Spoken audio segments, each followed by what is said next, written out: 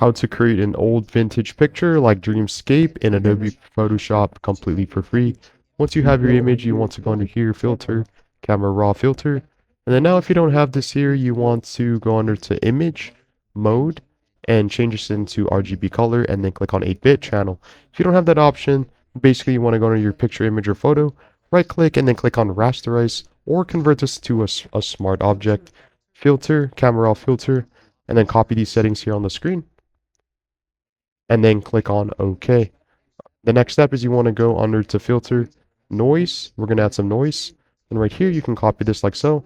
I like 12% under Gaussian.